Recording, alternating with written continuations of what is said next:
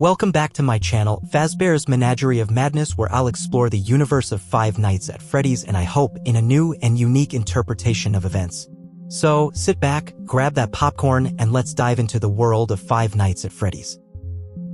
In a previous video I outlined my thoughts on Gregory being a type of animatronic similar to Charlie Emily, and I mentioned the various components that would have made him. I had pointed out how I thought the program Mimic One, that was made by and used by Edwin Murray in the story, the Mimic, could be used in the operating system of this new animatronic by the name Gregory. This program was previously been used to make an animatronic from the 1970s think it was a child while playing with its creator's son, David. Since then I have given thought to the alternate endings from Security Breach, and can now add how the storyteller is part of Gregory and could best explain the endings. By the end of the game Security Breach, we are given alternate endings which include the sleeping out on the street, the disassembly of Freddy, the fall from the roof, the escape in a van, Burntrap's underground collapse, and the Princess Quest arcade ending. Each one of these would be a fitting end to the game on their own, and if I was asked about their legitimacy, then I would have said that each could have happened if the player could have chosen the canonical outcome.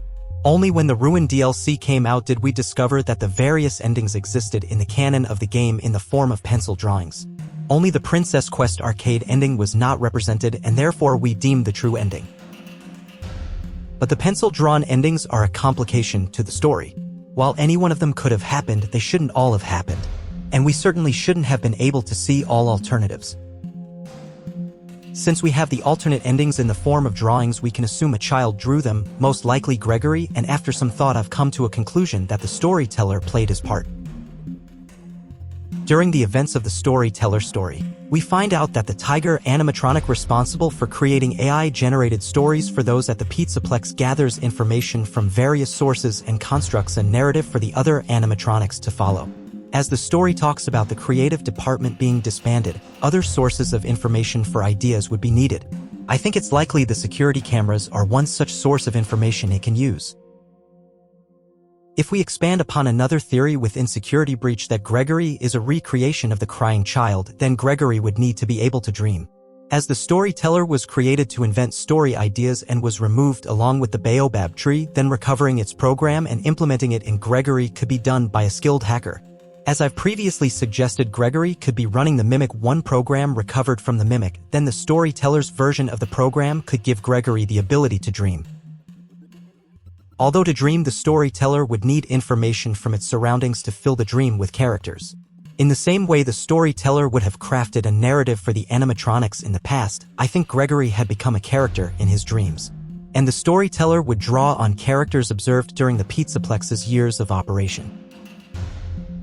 Assuming the alternate endings are rearranged stories crafted from the events of the past, it could be that the alternative endings give us the character but not content to solve those events.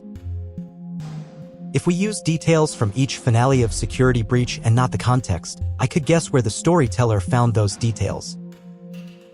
From the ending where Gregory leaves the Pizzaplex and is found sleeping on the streets in a box. We know of Vanny's desire to catch Gregory comes from dialogue at the beginning of the Security Breach game when Gregory tells Freddy that he doesn't know who she is but she's trying to catch him. He is referring to Vanessa as she passes by, although it could just as easily be Vanny who looks like Vanessa's twin. After some further thought I realized that Abe from the story, Bobby Dots, slept in a cardboard box while waiting for an apartment to become available for him. If Abe was seen by even one security camera, then the idea of someone sleeping rough in boxes would be known. The Disassemble Freddy ending shows the damage that falling from a high place can have on the animatronics. This could have something to do with the story about the prototype Freddy's body shown damaged in ruin. Seeing the damage to the prototype and comparing it to the fallen Freddy, there is a clear similarity. So when did this happen? There's an unused voice lines from the files that reads from Freddy.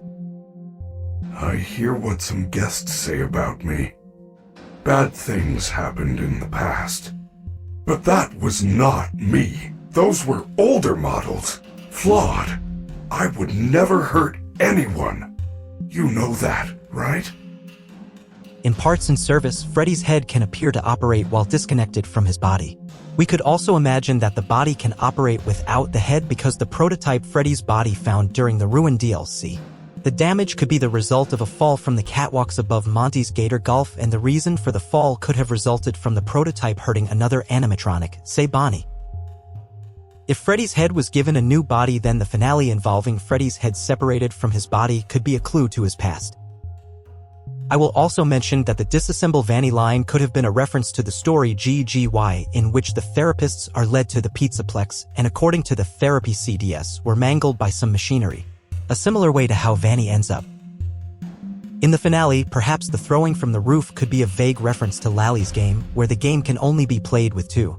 Freddy throwing Vanny could be similar to Lally removing the child Daniel from Kate's game. We could interpret the unmasking of Vanny from the information we get from the therapy CDS. In particular, the mention of how patient 46 is known to other staff. Do you know a place called Freddy Fazbear's Mega Pizzaplex? I'll take your silence as a yes.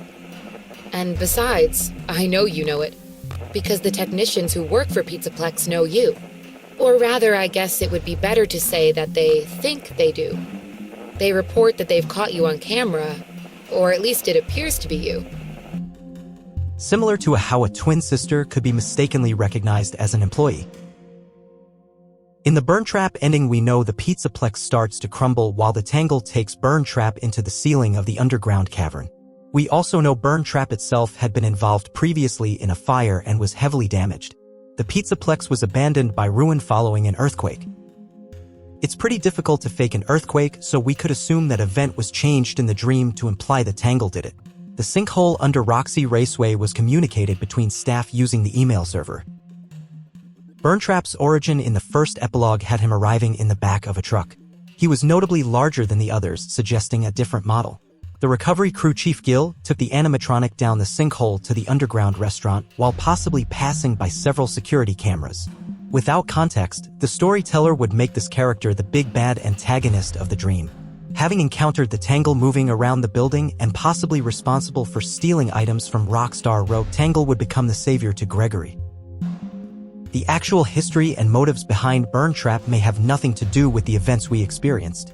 The origins I see for Burn Trap deserves its own video, so watch out for that. The only finale not covered by the pencil drawings is the Princess Quest ending. The final speech from Ruin gives us an idea that Gregory is no longer alone. The true ending to Security Breach is between Vanny and Gregory, and I think will be resolved in the next game. Thanks for staying with me till the end. Subscribe to be notified of future content.